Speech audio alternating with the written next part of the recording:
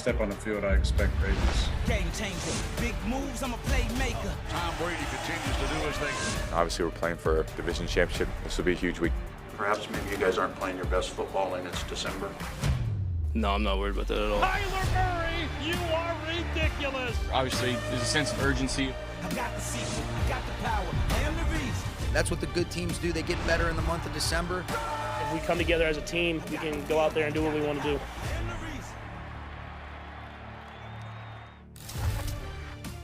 Good day. What's going on, everybody? Welcome into First Take. Thank you for being with us. Stephen A. is off today, but don't you worry. We are crewed up. I'm Molly Karam. That is Dan Orlovsky, Paul Feinbaum, and Damian Woody. Marcus Spears will be here in just a minute. What up, Danny? What's going on, everybody? Good morning. Good morning. Don't be smiling. Don't be smiling. What up, Molly? You about to get this work.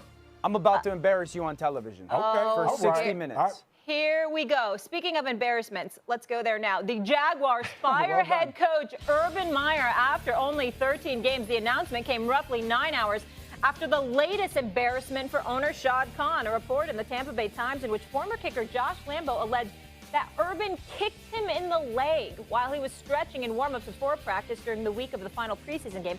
That was apparently the breaking point for Khan. Khan releasing the following statement. After deliberation over many weeks and a thorough analysis of the entirety of Urban's tenure with our team, I am bitterly disappointed to arrive at the conclusion that an immediate change is imperative for everyone. I informed Urban of the change Wednesday evening. As I stated in October, regaining our trust and respect was essential. Regrettably, it did not happen. Meyer's tenure with the Jags, filled with several controversies since his hiring in January, including the latest report I just mentioned, physically kicking a player. His 13 games are the fewest by a non-interim head coach in Jaguars history. Dan, I will start with you. Why did Urban Meyer fail in the National Football League? Two reasons. Number one, Urban Meyer's a bad dude. And then number two, in the NFL, Urban Meyer's a bad coach. That's why he got fired. You know, the saying that what you do in the darkness will always come out in the light is why Urban Meyer got fired. You reap what you sow. And obviously a lot of the conversation about Urban Meyer when he got hired and people trying to say of his college background that, hey, there's some red flags here. We should have paid attention to more. Shad Khan should have paid attention to more. He's obsessed with power. That does not fly in the NFL. It is a we over me type of mindset in the NFL. In college football, he always had power. Before NIL, he had power over players. He was obsessed with intimidation. He was always able to intimidate 18, 19, 20, 21-year-old players to do exactly what he wanted. And I would guarantee that there's players that he did stuff to or said stuff to that were just too scared to come out and say stuff because of his power. He never adjusted.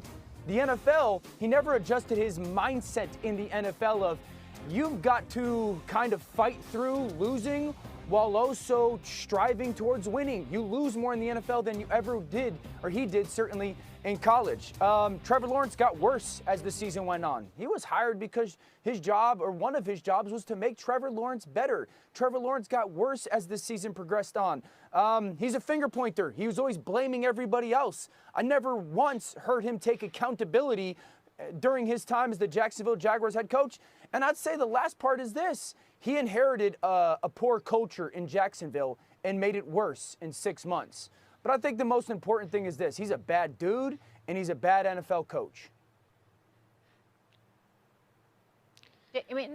Molly, let me follow up on Dan for a second. And I'd like to come up with some other adjectives other than bad dude. I'll try liar, fraud, you name it, because that's who Urban Meyer is. And what's amazing to me is that Shad Khan didn't know any of this. I don't know what it takes to become an NFL owner. I know you have to have $1 billion, and I know you have to be a moron sometimes when it comes to hiring personnel, because I see it all over the NFL. And this was one of the worst hires I think we have seen in recent history. And that's really saying something, because every single sign was there. You know, go back to Florida when Urban Meyer crashed and burned down there. Look at the mess that was left behind that they're still trying to dig out from. Look at what happened 3 years ago at Ohio State with the Zach Smith situation, when Urban covered up for someone who was accused of all kinds of abuse of his wife, an assistant coach. And here it is again. But Shad Khan had to do what all these egomaniacs do: win the press conference, go out and bring the biggest and the baddest coach from wherever, and it was doomed for failure. It almost never even got off the ground with the controversy over the strength and conditioning coach, and then just follow the bouncing ball. So nobody really should be surprised. Nobody who knew Urban Meyer very well, obviously Shad Khan didn't, other than a couple of fancy dinners, should be at least at all surprised by this. Urban Meyer can't deal with people. He is a soulless man who cannot listen to criticism, who cannot be talked back to, who can't even be talked to, period. So he's getting what he deserved. I know the questions are going to bounce around about what happens next. I'm sure there's a million colleges who will scoop him up. I don't think so. I mean, as bad as college football is, I don't think there's a legitimate president. I say legitimate because there may be some illegitimate dude running around out there who wants to do the same thing Shad Khan did, who will bring him in. I don't know how he can pass the mustard. So whatever happens to Urban Meyer, I wish him well. But thank goodness the NFL is rid of him. Let me say this. First of all, you kicking another player. Ugh. I'm telling you right now, if a coach ever tried to come at me with something like that, Lord have mercy, boy, it would have been going down right there on the field, because to me it just points to respect. Yeah. And when you talk about Urban Meyer, see the difference between the college level and the pro level, guys on the pro level don't give a damn what you did in college. And Urban Meyer was just as accomplished as any coach we've ever seen on the college level. But in the pros, guys don't care about that. Guys want to know, okay, what can you do to help me become a better player? What can you do to put me in position to be the best player that I can be? And that has to be earned. And so when you look at the timeline when Urban Meyer came in, think about this. When you're trying to earn the respect of grown men, first you go hire this strength coach from Iowa who had all this baggage, this racist baggage, and intimidating black players at the Iowa program. That's strike number one. Then you go and you bring in Tim Tebow, who we all love, to play a position that he's never played, okay? So you're talking about guys in the locker room looking at this whole situation and thinking, wait a minute, why are you bringing in a guy at the age of 32 to play a position he's never played in his whole life? You're trying to earn the locker room, earn guys' respect, and those are a couple things that you've done. Fast forward. Okay, you play a game on Thursday Night Football against the Cincinnati Bengals. You lose that game. Instead of flying back with your team like all the other coaches do in the National Football League, you decide to stay in Columbus because, it just took such a heavy toll on me. But come to find out, you booed up with some girls in the bar that you own instead of flying back with your team. And then obviously the last thing is the whole incident with Josh Lambo, the kicker. So for me, I'm surprised that this didn't happen much earlier as far as Shad Khan getting rid of Urban Meyer, because there were a litany of things that could have caused this whole thing to transpire. And I just go to just the lack of respect of Urban Meyer as far as the pro level, what it takes to earn the respect of guys on this league. To me, it's just unacceptable. Yeah, I think the adjective that I'll use to describe Urban Meyer the best is destructive. He destroys everywhere that he goes. And he did it at Florida, he did it at Ohio State, and now he's done it in the NFL in Jacksonville. Feinbaum, I'll touch on something that you mentioned.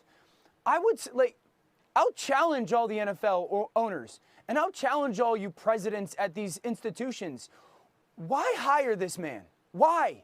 What has he done for you to entrust your brand and your kids with his stewardship and leadership?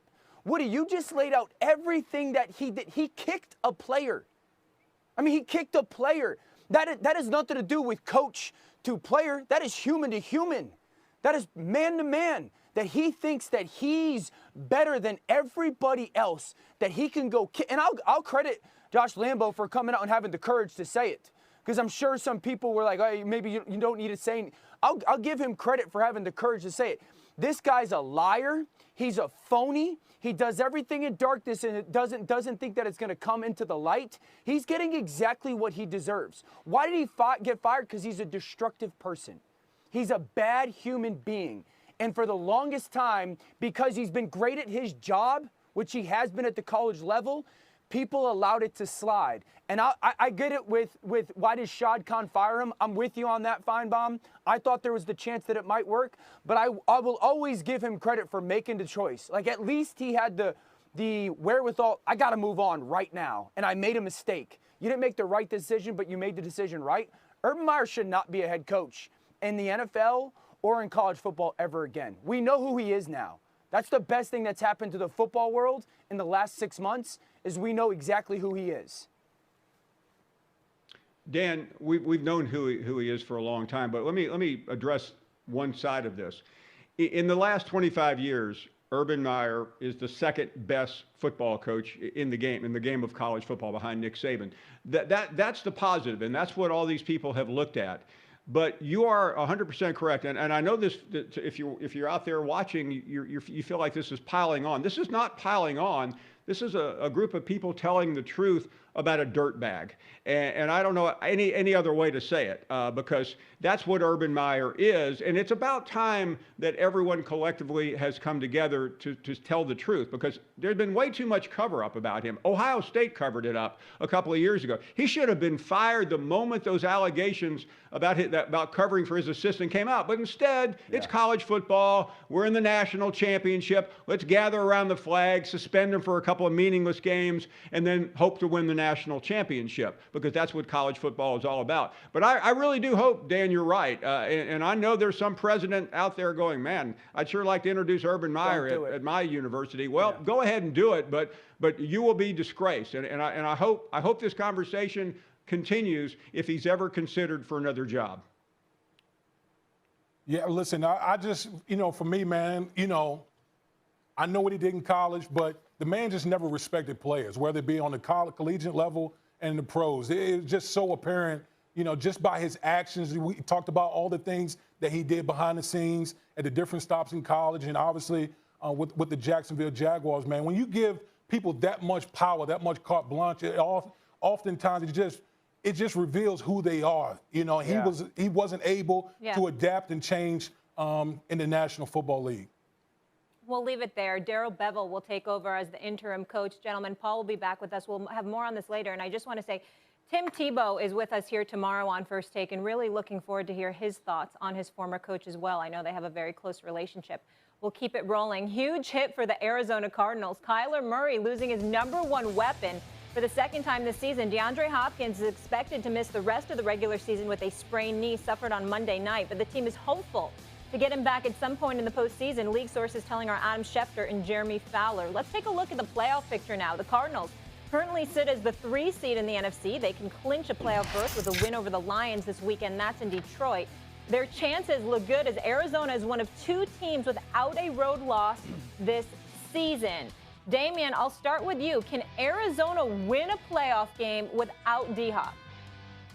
Yes, they can. They can, Molly. I mean, when you watch the Arizona Cardinals, and this is not taking away, anything from the magnificence of DeAndre Hopkins because he's one of the top wide receivers in the National Football League. But to me, when I watch the Arizona Cardinals, a couple things stand out. Okay. Number one, defensively, they're a different football team. And I know they don't have J.J. Watt. J.J. Watt is out, out for the year or whatever. But defensively, they bring a physical brand of football that they haven't really brought, in some time.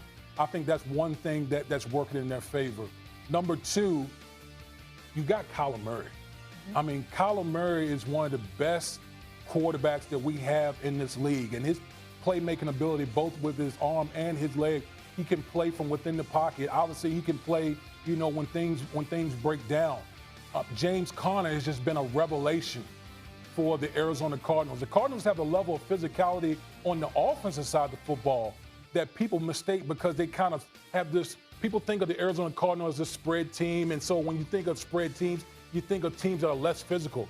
That's not the case with the Arizona Cardinals. The Arizona Cardinals can line up and smash you in the mouth as well with James Conner. So listen, can they win a game without D-Hop? Yes.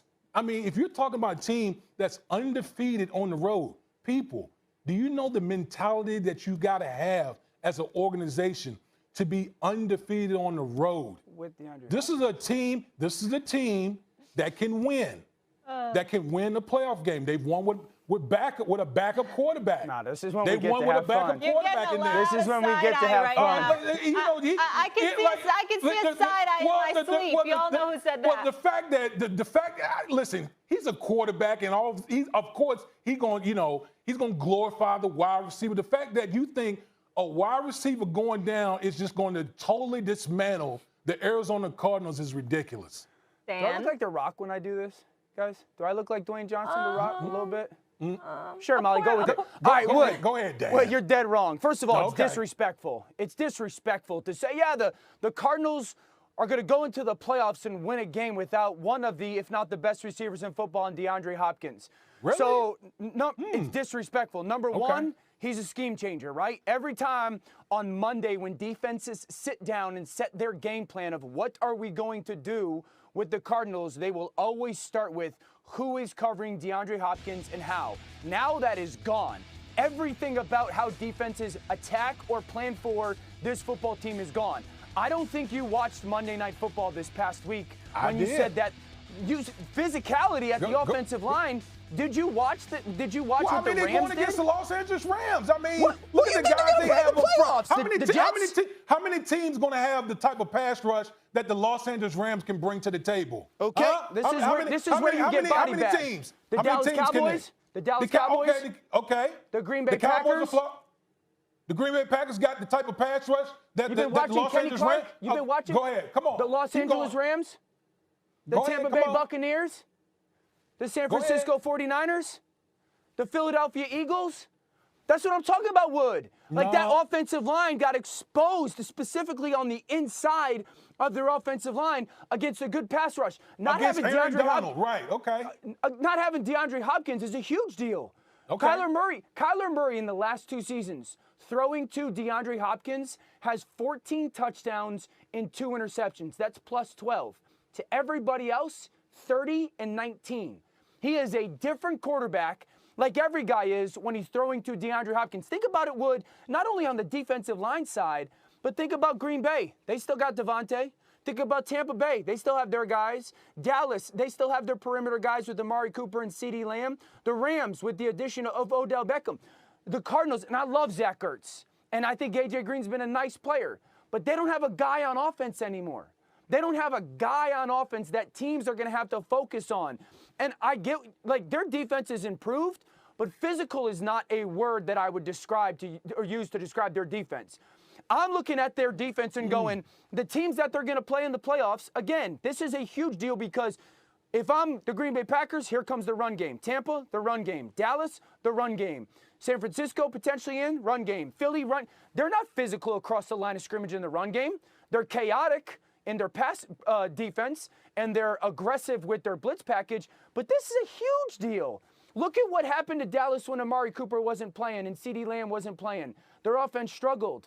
Think about what Green Bay would be. Dallas offense is struggled because they can't run the ball like they were earlier in the season. Well, yes, there's multiple. That's a big part of the Dallas identity. How can you sit here and say that you think the Cardinals, without DeAndre Hopkins, I put them like 5th in the conference right now, and that's being generous. I get it that they have Kyler, but they have a weak interior of their offensive line, that having a superstar, like if you just watched Monday Night Football, the ball had to come out so quickly, and they still had Hop. You mean to tell me that you're going to place them against above any of those other 4 or 5 NFC teams? I didn't say that. That wasn't what I said. I said the question was, can they win a playoff game? You mean to tell me one player totally dismantles the Arizona Cardinals? No. Their best player. Kyler's off-target percentage doubles without D-Hop. Because he's unbelievable. Because his I'm catch not radius. First down on 53% of his targets to him. Say that again, Molly. Say that one again. I said a 53% of his targets to him, he gets a first down. So what tell me. Moving the chains, folks. Tell me why you think that we're the moving Cardinals, the chains too. Tell me why you think the Cardinals can win a game against a playoff team then, without their best player. Last word here, Damien. Why? Because of Kyler Murray. That's why. Because their defense. That's why. Okay. No way. That's why. Gentlemen, Simple. No way. We'll revisit this later, okay? We're not done. We got Got more to it. get to. Because it is Friday Eve, so you know what that means. We have a great Thursday night football matchup in the AFC West. Patrick Mahomes and the Chiefs, who have been riding high of late, head to LA to face Justin Herbert and the Chargers.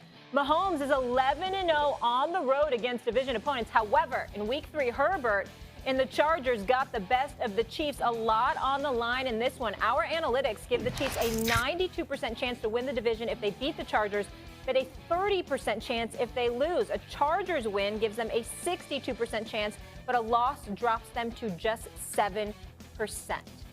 Okay, I will start with you here, Dan, our quarterback. Which QB is more important tonight? Is it Mahomes or Herbert? Oh, it's Justin Herbert. The Chargers rely on Justin Herbert as much or more so than any other quarterback in the NFL. The reality is this: the Chargers on offense in first and second down are very average. They're a very average offense, both in execution, both in scheme, both in their aggression. On third down, they're unbelievable because Justin Herbert is absolutely unbelievable on third down. That's how they got off to their first, their start, or their hot start to start this season. And then he was okay on third down in the middle of the season, and then he got hot again the past couple weeks on third down. And I look at a defense with the Chargers that's not good against the run, so I think the Chiefs are going to run the ball a little bit tonight, specifically in their spread-out RPO game. And if the Chargers are going to win this game, you know, going against the defense without Chris Jones and without Willie Gay and without L'Jarius Sneed for the Chiefs, and he's going to have to play without his left tackle and Rashawn Slater, Justin Herbert's got to be unbelievable. And he's been that for their Chargers in crucial moments here. And I think he's more important than Patrick Mahomes because I don't think Patrick Mahomes is going to have to carry the burden as much. I don't think that Patrick Mahomes is going to have to be the reason that the Chiefs win. Absolutely, Justin Herbert will have to be the reason that the Chargers win this football game. See, I think the reason, what you just said, is the reason why I think Patrick Mahomes is a more important guy right here. Because when you're talking about, when you talk about Justin Herbert, who's the most clutch player in the fourth quarter? Who has the highest QBR in the fourth quarter? Herbert does. Like, who has the most, game-winning drives in the National Football League? Justin Herbert. Like, we've talked about Justin Herbert. We've talked about, I think Patrick Mahomes at a golf tournament, when somebody brought up Justin Herbert, he kind of I'll believe it when I see it. Right, I'll believe it when I see it. He said, I'll see it when I believe it. That's correct. Yes. That's correct. And so when you watch these two now, there's not much separating these two guys, okay? And you touched upon on the Chiefs side, particularly defensively, they got three key guys out. Yeah. And we know like how big Chris Jones has been when they moved him back into the interior, the amount of havoc that he's caused. Well, now you don't have that, okay? Melvin Ingram has been playing well, but now you don't have Chris Jones, in the middle of that defense. So I think when I look at this game, I'm going to need some vintage Mahomes. I'm going to need Mahomes to be magical. Because I think that Justin Herbert, with some of these key pieces being out for the Chiefs defense, and this Chiefs defense has been playing lights out. But with some of these pieces being out defensively, Mahomes is not going to just be able to just settle in and say, okay, we're going to just turn around and hand the ball off. We're going to just try to run on the Los Angeles Chargers defense. He's going to need more. Because I can tell you right now, that gunslinger over there with that powder blue on, he's going to come out firing, especially since they've already beaten Kansas City in Kansas City. There, you know that. Hey, listen, I'm hurting you right now. I'm hurting you right now. How I flipped this whole thing on top of your head. That's why you laughing. No, this is why Patrick Mahomes struggled early on in the season because he was listening to people like you. No. I got to go be special. The Chargers aren't going to let that happen. The Chargers aren't going to let that happen. Defensively, they're going to make Patrick play patient, and they're going to make Andy Reid and Eric Bieniemy run the football, and they're going to make Patrick hand it off a little bit and take some checkdowns and prove to us that you'll be on that methodical mindset of driving the football down the field. I'm not disagreeing with you. I think the fourth quarter point is real. I think that's a fair point, that Justin has been unbelievable in the fourth quarter, and this game very much so could come down to it. But we're also talking about a situation where the Chargers, like, I think that we believe that the Chiefs are, I guess, as a football team back, right? Like, we still believe that them or New England are the team to beat in the AFC. The Chargers still have to prove to us that they're willing to go chase them down. Regular season wins in September and October are cool. You know better than I do. Wins in the regular season when they matter on primetime television in December are different. And I think that this is a moment for Justin Herbert and the Chargers to prove to us we're not improved. We're not just a good team. We are one of those teams to go, and that's going to be in the mix in January, excuse me. And I think it's got to be because of Justin Herbert. Okay. The Chargers have won the last 2 meetings. KC is favored by 3 in this one. Speaking of the Patriots, Damian, former Patriot, has the Colts-Pats rivalry been renewed? Once Peyton versus Tom, now Carson versus Max. Saturday, we have a matchup of the NFL's 3rd highest scoring offense. The Colts put up more than 28 points per game. In the highest ranked scoring defense, the Patriots adding more than 15 points per game on D. Damian, I'll start with you. Who has the edge in Indy Saturday? Is it the Colts offense or the Pats D? Molly, I'm going to go with the Pats defense. I'm going to go with the Pats defense. How many rings do you have? Shocking. I mean, I only got 2 Super Bowl rings here, so only 2. I can talk about this a little bit. And Dan, listen, Dan probably knows what I'm going to say here, but the one thing what makes the Patriots so good is number one, they don't beat themselves. I think defensively, they understand the assignment here. Bill is we already know, job number 1 is going to be Jonathan Taylor. Oh, yeah. Take away the run game. Now, but it's easier said than done. There's no teams are running New England, but I know being in that meeting room, Bill has been pounding in those guys' heads again and again and again. We have to take care of the run, because if we don't take care of the run, nothing else matters. Because you know who Bill really wants to make this about? Carson Wentz, Dan's boy. That's who he wants to make this about. He wants to make this about Carson Wentz. Now listen, when Carson Wentz is playing on schedule and he's in the pocket, guess what? He's pretty damn good. He's a killer. He's pretty damn good. But we also know there's a Jekyll and Hyde to Carson Wentz. When he starts patting the ball, when he leaves outside the pocket, Dan, you know this. When Carson Wentz leaves outside the pocket, you get scared. You get scared. And see, that's the whole. You get scared, Dan. See, that's the whole mantra of the Patriots on defense. They want to take away things you're comfortable with and make you play left-handed. And when I say play left-handed, they want actually for Carson Wentz to play off schedule. Because when Carson Wentz plays off schedule, guess what? Good things happen for the opposing defense because he's sloppy with the football, whether it be fumbles or making careless errors, throwing interceptions. So that's the assignment for New England. I got confidence that the New England defense knows exactly what the order is as far as what they need to take away, and they'll execute the assignment. I'm taking the Colts offense. Before I get into why, I think it's important for me to say this, and I firmly believe this.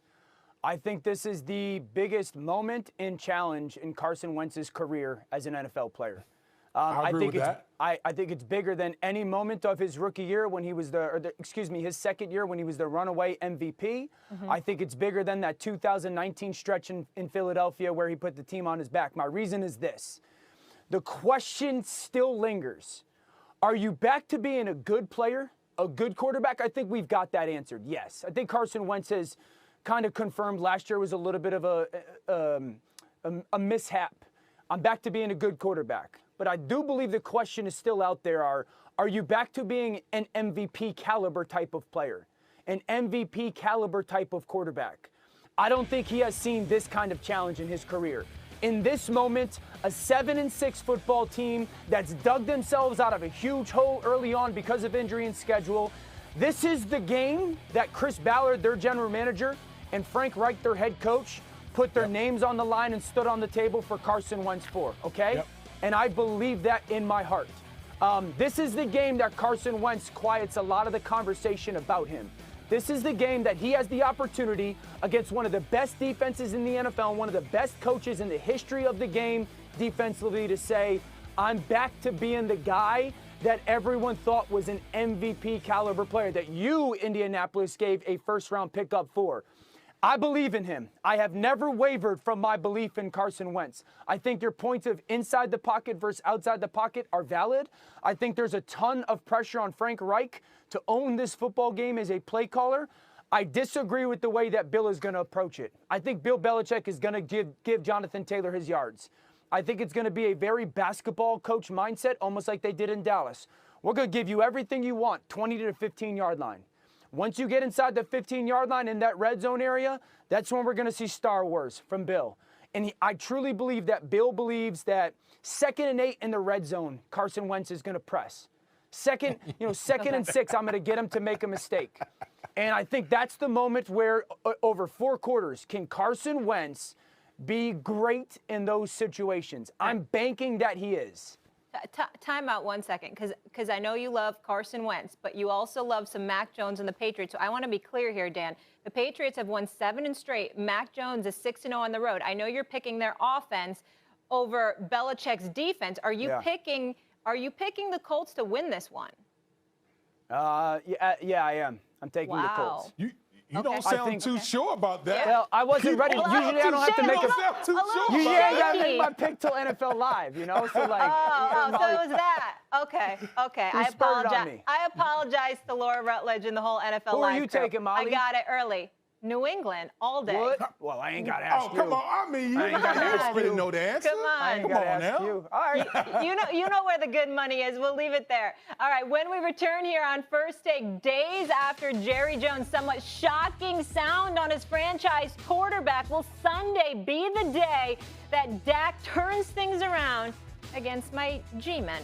And Coach Prime just continues pressing the right buttons, what he did to his alma mater, Florida State, and how it might change the college football landscape.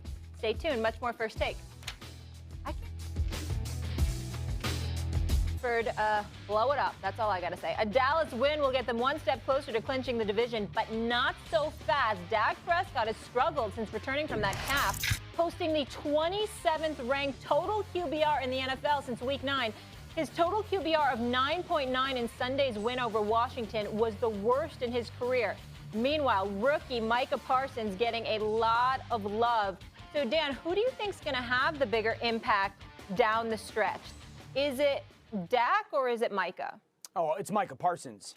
It's the guy that people who have been around the NFL for a long time, specifically defensive coaches, have thrown his name around with the guy that we reference with 2 initials, LT. I mean, Rex Ryan Monday morning was like, I'm not saying it, but I'm saying it, you know, in reverence to LT and Micah Parsons' impact. You know, Marcus Spears and I on NFL Live yesterday did a breakdown of, and I posted it on Twitter this morning, of kind of how they're using Micah Parsons. Because I'm, as an offensive guy, and Woody knows this, I get frustrated watching the games because I'm going, stop one-on-one blocking this guy. You cannot allow that. And they're doing such a great job of really forcing you to and making sure. And I don't know if there's a lot of people in the league right now that can block him one-on-one as a pass rusher. He's the only guy in the NFL right now that is a 200-200 guy. He's got 200 snaps dropping back in pass coverage. He's got 200 snaps rushing the quarterback. He has become really like the Rob Gronkowski of defense, where everything is built around him.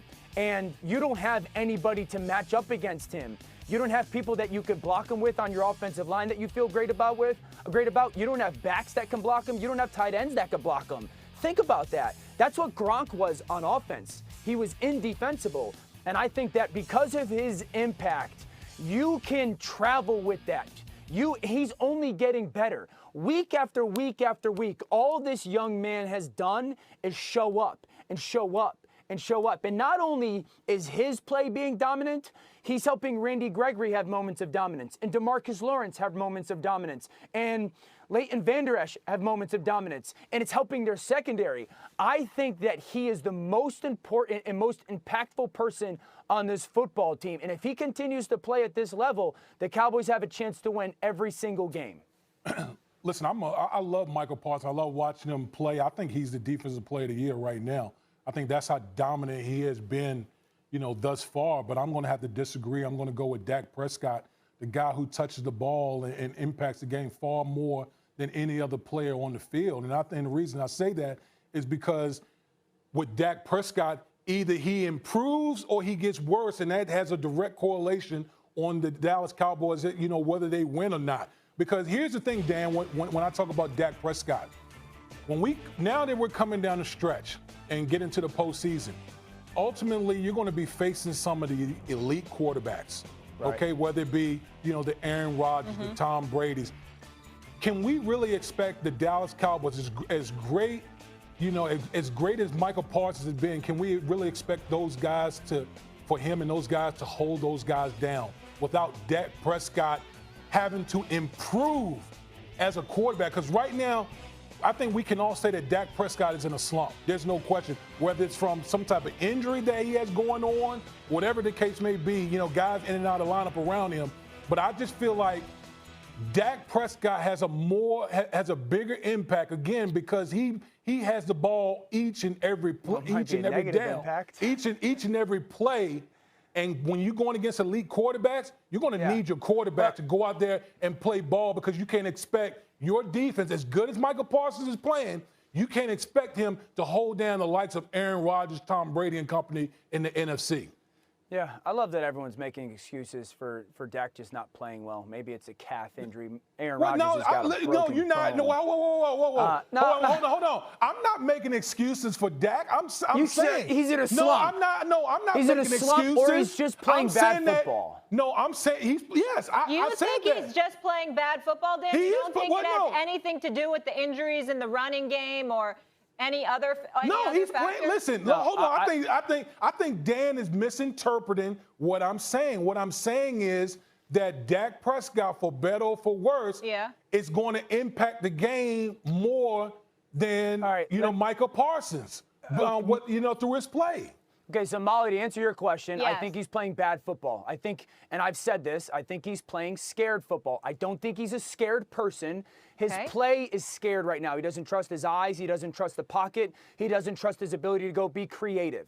That's just and that's been the past couple of weeks. We've detailed it. So I think he's playing bad football, yes. What do you attribute that to? Why all of a sudden he's scared? Because it was after an injury. I always think there's multiple reasons why. I think that they have got a very good defense. So sometimes as a quarterback, you start to think, don't ruin it. Don't give the game away. We can win by playing good defense. I think that because of Tyron Smith is out for a couple games. I don't want to get hit. The left guard is not playing well. I don't want to get hit. Just make sure you get the ball out of your hands and get a completion. You get obsessed with that when the run game isn't as good as you want. Keep yourself ahead of the sticks. And he's not nearly as aggressive nor confident as we have seen him specifically. Dan, let me ask you a question. Let me ask you a question.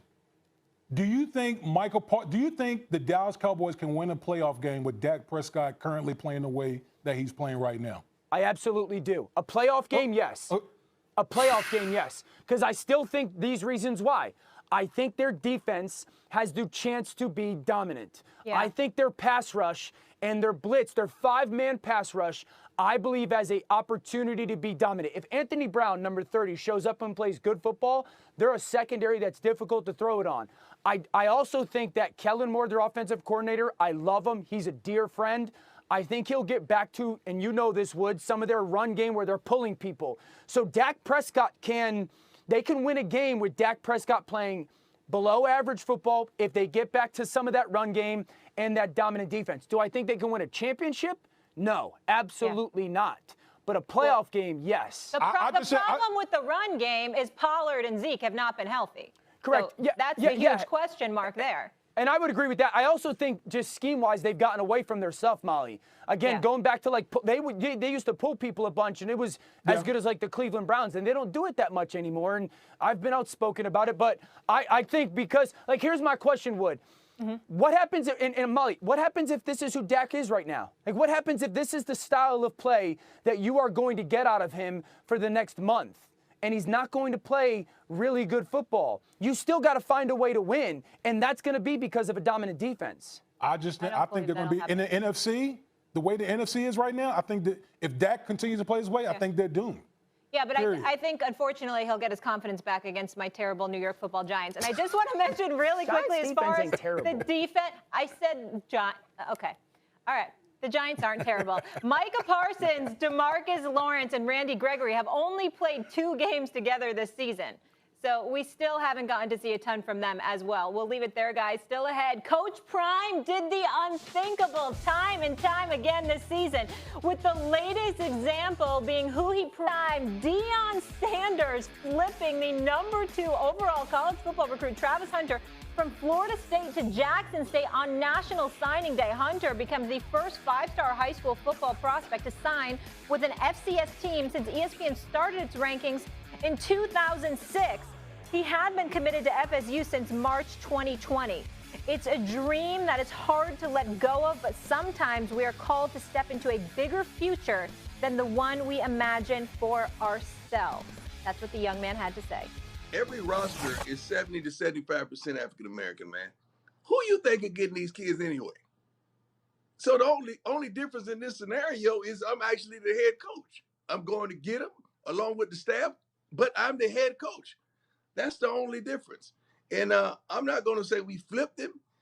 He just wanted to do what he did. He came to our homecoming game. That's the last place you want to let a recruit go to if you don't want to lose him. Okay, that was Deion on KJM this morning. I just need to reiterate this one more time because we're talking about a high school kid, and I am beyond impressive. You guys, his quote, it's a dream that's hard to let go of, but sometimes we're called into a bigger future than we imagine for ourselves. Yeah. I think that's beyond impressive, right? Yeah. That type of calling for a young man to have that perspective. What's the significance of this, Damien? I think it's huge. I really do. I think it's huge. And, we talk about this young man and, there's been kind of this I don't know, this reckoning, I think, among some of these athletes, this conscious reckoning, as far as HBCUs. We saw it in collegiate basketball. Young man went to Howard University who was, one of the top players. And, now we got this young man who's the #1 recruit in the nation, going to, Deion Sanders down at Jackson State. And I just think that in this era of the name, image, and likeness, I think it's really opened up the floodgates. It's made things more of a fair game. I think it's allowed guys to just say, you know what? If I'm good enough, I can go play anywhere because they'll find me. I mean, a guy this talented to go out there and say, I want to go play for Deion Sanders, a Hall of Famer, a guy who can take my talent, my immense natural ability and take it to a whole nother level. I think you're going to see a lot more guys like him. I'm not saying that the floodgates going to open and everybody is going to go to HBCUs, but what this has done is continue to shine a light on what HBCUs are doing. Look at Deion Sanders down. Look what he's done at Jackson State. Basically, his second year, won the SWAC, coach of the, national coach of the year, FCS. You got Eddie George at Tennessee State, Hugh Jackson at Grambling. We got big name people that are going to coach down at HBCUs, and they're basically saying, and I think Deion really hinted at it, you got 70 to 75% of the players who are African American. Yeah. And these coaches are saying, wait a minute, why can't we go out there and go recruit some of the best athletes that we have in the country? And again, to me, it goes back to a lot of these young men are having a reckoning and saying, you know what, why not embrace a HBCU? And I think that's what we're starting to see right now. Yeah, I think because of yesterday, if I was a Power 5 conference school administrator or president, Deion Sanders would be my #1 call if my head coaching job opened up because of yesterday. Because of the success, no doubt, that he's had on the field. You hear about the coaching that, like, his young men are disciplined, they're detailed. It's, like, real. It's not just primetime coach, and he's becoming a very good coach. But what he did yesterday in flipping that young man, who some people are saying, like, he's the next Charles Woodson. He's going to be a two-way player. If I was a Power 5 conference at AD or administrator and my head coach left or we fired him, the number one call I would make would be Deion Sanders. Yeah. Listen, if I played, Deion would be the kind of guy I'd want to play for. I've sought advice from him in the past. Deion's the absolute best. And I just want to say quickly, I know Stephen A. is off today, but I know he loves this because he's an ambassador for all HBCUs. And First Take has been lucky enough to travel to some campuses. We're at Florida A&M for homecoming with Will Packer, Kevin Hart, and it was sensational. Yeah. So happy for Deion and excited for Hunter's future. Seems like an incredible kid.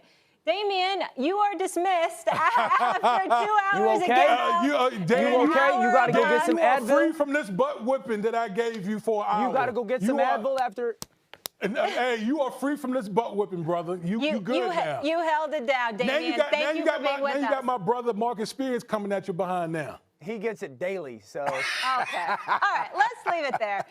Still ahead, when people ask, how did Urban Meyer's Jags tenure end? The answer is a shutout loss and an awkward post-game handshake. More on his fallout shortly. Plus, the NFC has become top-heavy, but only one team can claim the throne. The coveted major story of the day. It's the news of Urban Meyer. Urban has been fired by the Jaguars in the dead of the night. This comes after a series of incidents that put Meyer in the spotlight for the wrong reasons. The latest being a story by the Tampa Bay Times in which former kicker Josh Lambo said Meyer kicked him and called him derogatory terms earlier in the season. Dan Orlovsky had been saying a move like this needed to happen a long time ago. Here's Dan on NFL Live after Meyer's Ohio bar incident. Take a listen. It's hard for you to lead me when you can't lead yourself. How can I sit here in the locker room and listen to you preach about culture when you do things like this? My success is incredibly dependent on your ability to lead our organization. And if you can't lead yourself to make consistently the proper decisions, then how can I trust my career with you? Marcus Spears, good to see you taking over the reins for the full hour. Swagoo, I like it. The sport coat looks nice. Hold on, is that you a big perk in the back? A lot of Detroit love today. I changed my background. Okay, Swagoo perk. You know what I'm saying? Podcast. Podcast in the building. I like it. I like it. Making money moves over there. I see you. We'll get to you in just a second. But Marcus, I want to start with Dan because Dan, you were ahead of the curve right there. Why did Urban fail in the NFL? Break it down for me. Well, he failed because he's a man that's obsessed with power, and that doesn't fly in the NFL. You have power as a college football coach, or you certainly had a lot years ago before NIL and stuff. He was obsessed with power, and he thought that he could just transition from college football into the NFL and still have that power. He's a man that's obsessed with intimidation. You don't intimidate 28 to 35-year-olds. You can intimidate an 18 to 19 to 20-year-old. You can threaten them. You can make them feel inferior. You can't do that to grown men in the NFL. He never adjusted, Molly. He never adjusted to the way that he was going to approach the relationships in the NFL. He never adjusted to the way that he was going to approach the development in the NFL. He failed because he's a bad human being. And he always thought that since he was great at his job, he could continue to be a bad human being. What you do in the darkness will always come into the light. You will always reap what you sow. That's why he got fired, and that's why he failed. Trevor Lawrence is a superstar talent. He got worse this season. That's why he failed. Because for all the flaws about off the field stuff, which are a laundry list of stuff, the quarterback that got given to him as the #1 pick has gotten worse this season. The culture that he inherited that wasn't great, that he was hired to go make better, he made worse. The failures are a long list of items. The reason why because Urban Meyer is a bad dude, and in the NFL, he's a bad coach. Yep. I second that motion, brother, and you preaching. And the bottom line is this, man. Like, you know, we talked about this almost a month ago, Dio, when he had the bar situation. And I talked about you got to believe people when they tell you who you are. Right. And today is obviously the day we lock in on Urban Meyer. But ain't Urban Meyer already told us all of the stuff that we reiterating today? Haven't we seen enough up until this point? I'm not going to let Shad Khan off the hook here. You hired a guy where you knew where this path would lead. I posed a question on Twitter a month or two ago about how long do we think Urban Meyer is going to last. We knew Urban Meyer was going to fold. We knew he was going to look like it was death on the sideline. Dan, do you remember the preseason game when I told you that Trevor Lawrence was looking to the sideline to his coaches for some reassurance? New Orleans or something, and Urban right? Meyer was over there. Yeah, and Urban Meyer was over there looking like he lost his dog and everything was haywire. And it was the preseason, bro. And I started talking about this. I told Shad Khan, you on the clock, bro, after the bar situation.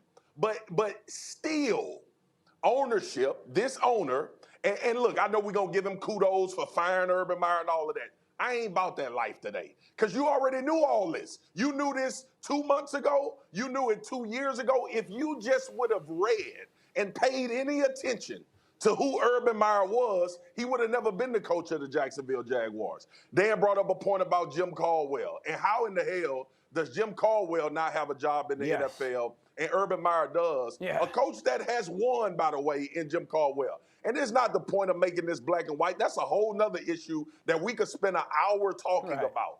But it's the opportunity that was afforded to Urban Meyer, and we already knew who the hell Urban Meyer was. Is anybody on this show surprised about how this ended? Is anybody really surprised about what transpired with the Jacksonville Jaguars? I'm not.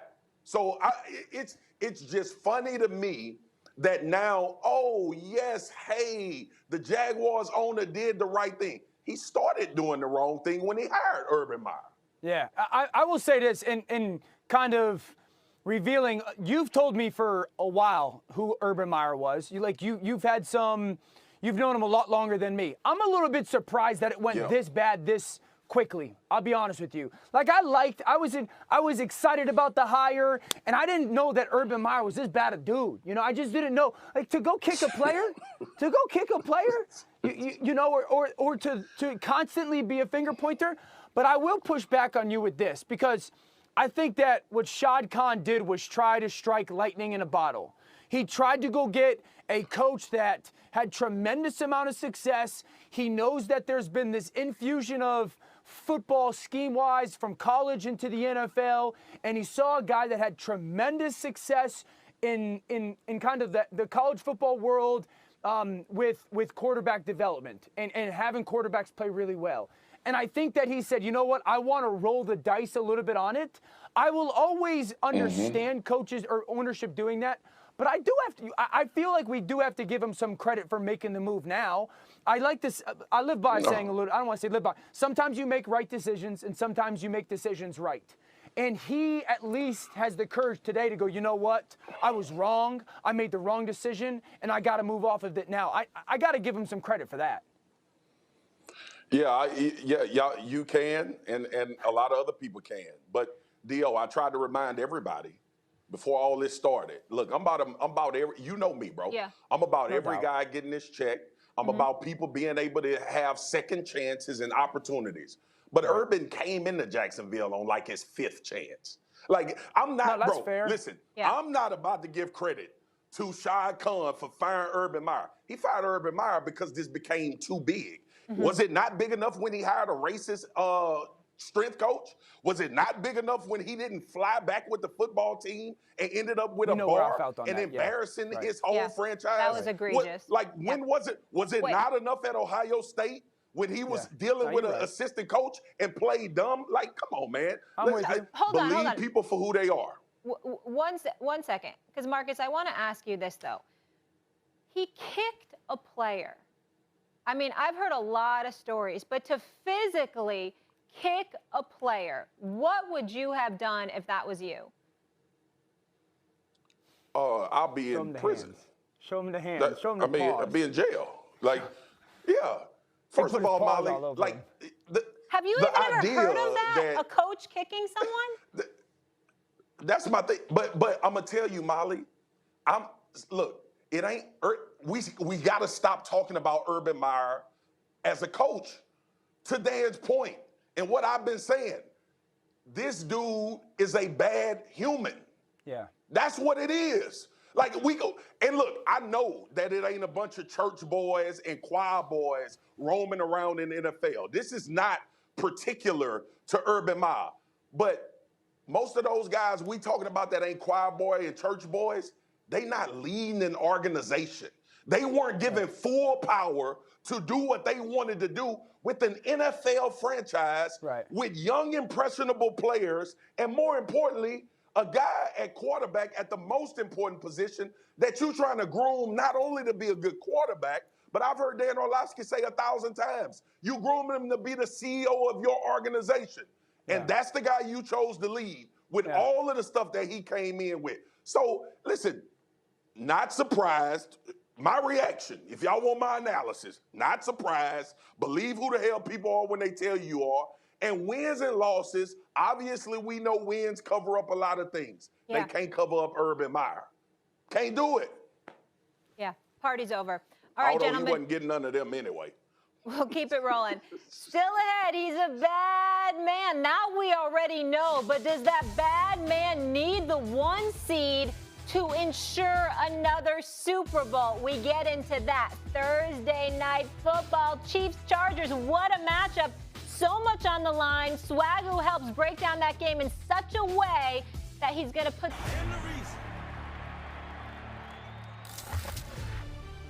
The Packers are currently the top seed in the NFC, but it's crowded at the top with the Pack, Bucks, and Cards all at 10-3. The Cowboys and the Rams both hot on their heels at 9-4. So 4 more weeks in the season, including this week, and it looks like we're going to have a mad dash to the finish. Marcus, talk to me. Which team in the NFC needs that 1 seed the most? Tampa. It's the Tampa Bay Buccaneers for me, and it's because of their defense and the injuries that they've suffered, and obviously having to deal with players being out throughout the course of this season. And then when you look at Tom Brady, you look at Gronk, especially Gronk in my situation. Gronk, to me, is a guy with a week's rest on a bye week that you can come back and formulate and find matchups to get people in the spin cycle would be paramount for this football team. But more importantly, when you think about the Tampa Bay Buccaneers, and we talked about where they were at the beginning, the midpoint, and now how they've been rolling the last few weeks, I still believe this team getting healthier on defense is going to shore up, in my opinion, them returning to the Super Bowl. And if they can do that, if an extra week buys that time, if an extra week buys the time for preparation, gives them an opportunity to find advantageous opportunities against whoever they'll face after that first week in the season with Tom Brady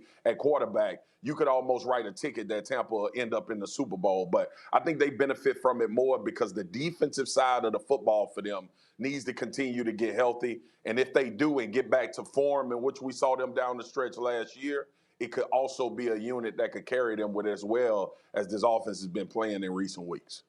Yeah, 2 things. I'm going to say the same exact thing, essentially. I'm saying the Packers, but because of health for Aaron Rodgers, with the toe. I think that would be obviously a huge deal. Also, them getting Jair Alexander back, who has not played much this season because of injury, that extra week with his health. Zadarius Smith the same way, getting him potentially back with his health. David Bakhtiari coming back from the ACL surgery and then the quick arthroscopic surgery. All those guys getting not only a week of potential rest game rep-wise, but also getting back into the rhythm of football would be an enormous deal. So you're talking 4 or 5 guys that are premier players on their football team needing to, 1, get healthy, but also get reps, just back getting into the flow of football. But at the top of the list is Aaron Rodgers having that toe rested. It seems that, he's been very outspoken that toe gets somewhat worse week after week after week. And I would imagine that rest is a huge deal. I think we both are speaking to two really good football teams that can use rest because of some of their key players. Yeah. I'll say this, though. I don't think the Cowboys can win a playoff game if they don't get the number 1 seed. Okay. Oh. Marcus, do you want to respond? Do you want to respond to that before I move this forward? Molly, I know what Dan is doing, and I'm trying to woosah on this situation. But the Dallas Cowboys can win a playoff game if they don't get the number 1 seed. Dan talking crazy. He knows that. Where? He knows that. What you mean, where? They're not going to Green Bay and winning. Dude, for how you know? How do you know that, though? Like, if you predicating that based on how Dak is playing right now, I got you. If you telling me for the next 4 weeks that Dak Prescott is going to continue to play like he's been playing, and he's going to go up in the first week if they have to play Green Bay and travel up there and play the way. If you're telling me Zeke is still going to be as banged up as he is now and Tony Pollard won't be back, I got you. But from a defensive standpoint, we know Dallas going to give any team issues. Me and you just did a damn touch screen showing Micah Parsons, but there were a lot of other things we could show from a defensive standpoint. The Cowboys will be fine if they don't get the first round bye. It does not guarantee that they will be out of the playoffs. And I tell you this too, if the Cowboys start rolling and they get fully healthy, it won't be as simple as other teams saying, oh, it's the Cowboys, we'll take care of week 1. You better buckle your chin strap when you're playing against that football team. I'm just telling you right now. So I'm not falling into Dan's trap. Molly, we're going to move this along, but he knows way better than to say if the Dallas Cowboys don't get the first seed that they won't win a playoff game. Stop. So I think they get a home playoff game because I do believe that they're going to win the NFC East. But that means that you have but that means, Marcus, that means a team like, the potential San Francisco 49ers are going down there. That's not a great matchup for Dallas. That means a potential like Philadelphia. We'll see what happens on week 18 going down there. Minnesota going down there. Marcus, you weren't here earlier when Dan explained that Dak's just playing bad football. We're making excuses for him with the calf. He'd be making excuses for Dan Dak, is not very high on the Cowboys right now. We know what's happening here. You talking about the dude, you talking about the Dan Orlovsky that been talking about Carson Wentz since he started at ESPN? He's saying that? Yeah. He made that statement. Wait, hold up. I got another one. And then we have to go to break. He also picked Carson Wentz to beat Mac Jones and the Patriots. So I just want to make sure you're aware of that before NFL Live. Let's keep it rolling here. Still ahead. 20 years, but he's already left Florida with a modicum of disgrace. He was pushed out, I think, at Ohio State after that disastrous season where he lied and covered up for Zach Smith, who was accused of domestic violence, and Urban shielded him.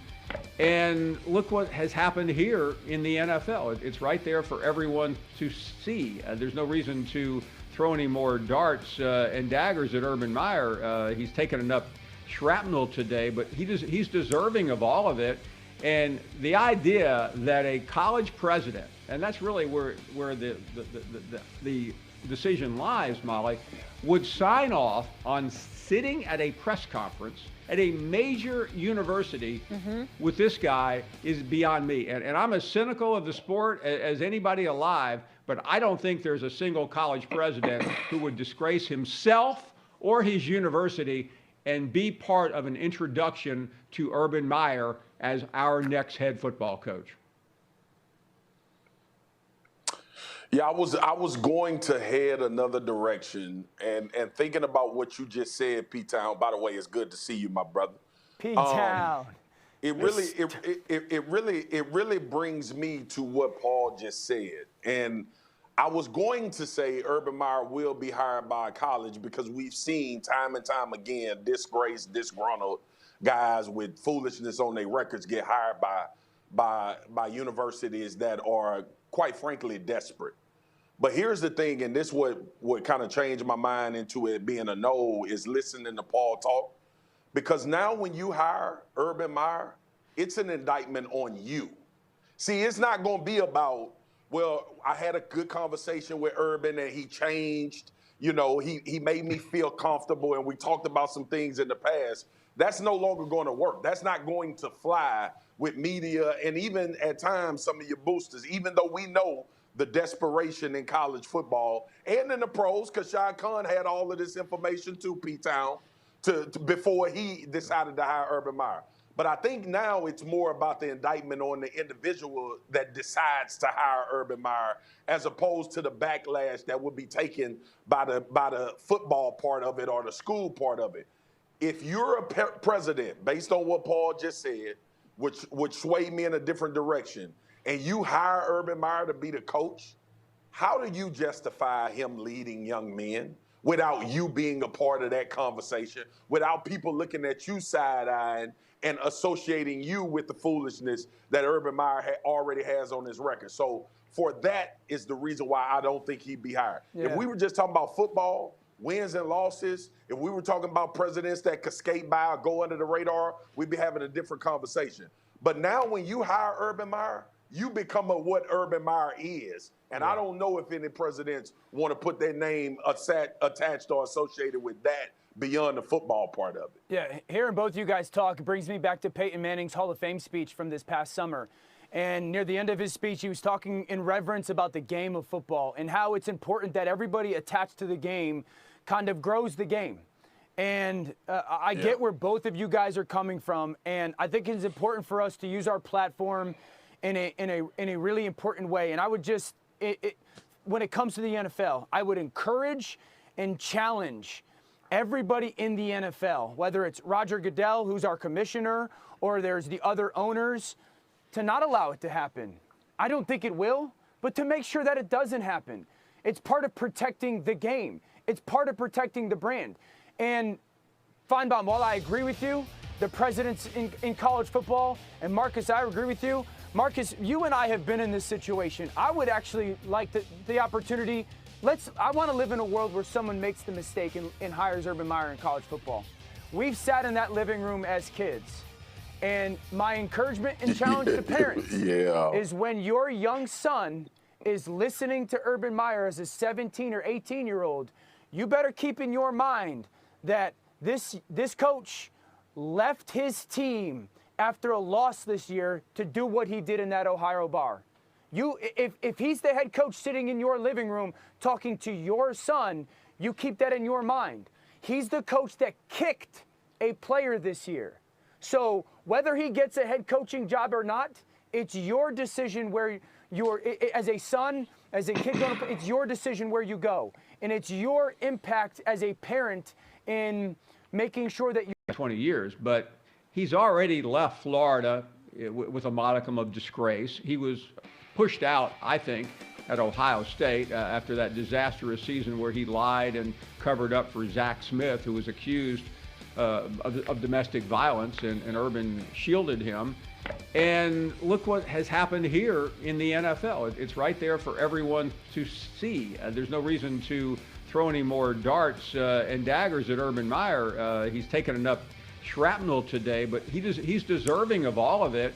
And the idea that a college president, and that's really where the decision lies, Molly, would sign off on sitting at a press conference at a major university with this guy is beyond me. And I'm as cynical of the sport as anybody alive, but I don't think there's a single college president who would disgrace himself or his university and be part of an introduction to Urban Meyer as our next head football coach.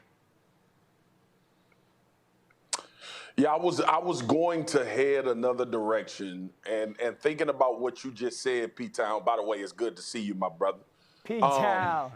It really brings me to what Paul just said. And I was going to say Urban Meyer will be hired by a college because we've seen time and time again disgraced, disgruntled guys with foolishness on their records get hired by universities that are, quite frankly, desperate.